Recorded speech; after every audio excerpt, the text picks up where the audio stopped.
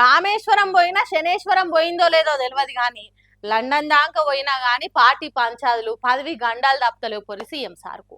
అట్లకెళ్ళంటే America పోదామనుకుంటే మంత్రులు లీడర్ల నడమ పంచాదులు చేయంగా మనశ్శాంతి లేక అమెరికా పోలేక మీదికెళ్ళి హైకమాండ్ తీసుకున్న క్లాస్లతోని బిజినెస్ క్లాస్ టికెట్ వేసుకొని హైదరాబాద్కే తొవ్వదొక్కవలసి వచ్చింది. ఇట్లా ఈడుంటే ఇరామే లేదు, నిత్య నిమ్మలమే లేదు అని పని మీద అమెరికా టూర్ ప్లాన్ వేస్తే అది కూడా రద్దు చేసుకునే కాడుకొచ్చే పాపం సీఎం రేవంత్ రెడ్డి సార్ పరిస్థితి. నిన్నయాల మంత్రి కొండా సురేఖ బిడ్డ మంట లేపే మాటలతోని కాంగ్రెస్ లో కొత్త పంచాదులకు కొబ్బరికాయ కొట్టినట్టు అయింది. ఆయనతో పార్టీ ఏమో ఐసీలోకి పోయే తట్టు ఉన్నదనంటే యుఎస్ లో ఏం పని నీకు? ఓ దిక్కు లీడర్ల గ్రూప్ పంచాదులు, ఇంకో దిక్కు 22A తిప్పలు, పాలిటెక్నిక్ పిల్లల నిరసనలు, ఇట్లా రాష్ట్రంలో రపరపలతో నిమ్మలంగా నిద్రపట్టని పరిస్థితి ఉంటే ఇప్పుడు అమెరికా టూర్ లేంది అని అరుచుకుంది హైకమాండ్ అని ఆ బయట టాకు.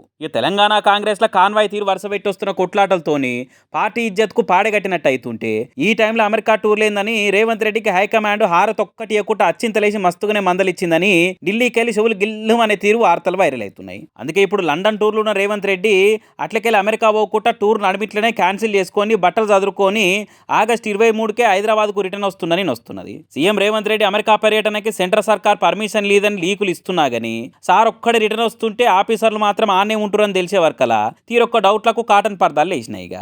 హైకమాండ్ హై బీపీతో తీసుకున్న క్లాస్ ఇన్నాక వామ్మో మోగ చూస్తుంటే మొత్తానికే మోసమైతట్టున్నది, పదవే ప్రమాదంలో పడేటట్టుందన్న బుగులతోనే Revanth Reddy America tour cancel అనుకుంటా ప్రతిపక్ష పార్టీ లీడర్ల వాట్సాప్లలో వార్తలు వైరల్ అయ్యి హైదరాబాద్లో దోమలు తిరుగుతున్నాయట.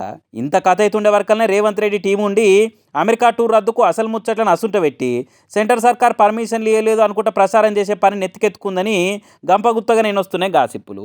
మరి ఆయనతో హైదరాబాద్కు వచ్చినాక సారే అలవాటు తీరు ఢిల్లీ పోయి హాజరుపడతాడా, లేకుంటే ఆడికెళ్ళి ఫోన్ల కథ నడిపి ఇక్కడ పార్టీ పంచాదుల్ని అధిష్టానం నేతలు సెటరైట్ చేస్తారా అనేది చూడాలిగా.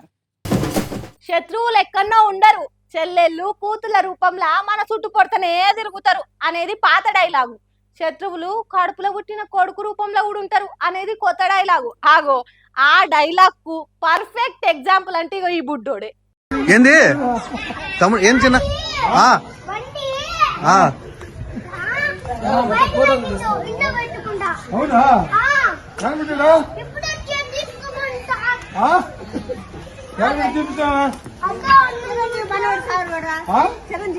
అందుకని ఇష్టం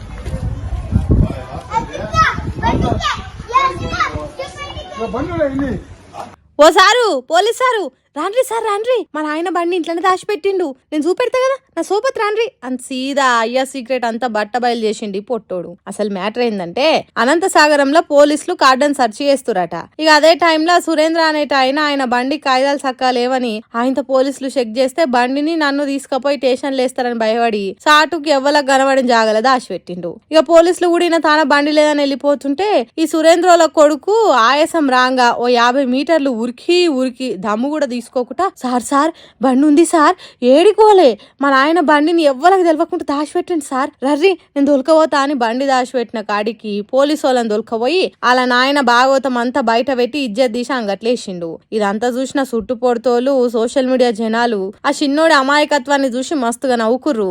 ఏమిరా బాలరాజు, ఏమిరా నీవు చేసిన పని, పాపం మీ అయ్య సాటుకు పెట్టిన బండిని నువ్వు పట్టుకొచ్చి బజార్లో పెట్టినవు. పోలీసులు నీ మాటలకు ఫిదాయిరు కాబట్టి మీ నాయన బతికి బట్టగట్టిను గాని లేకుంటేనా అందరి ముంగటనే మీ నాయనకు లాఠీతో మైలపోలు తీసేటోళ్ళు కావచ్చు.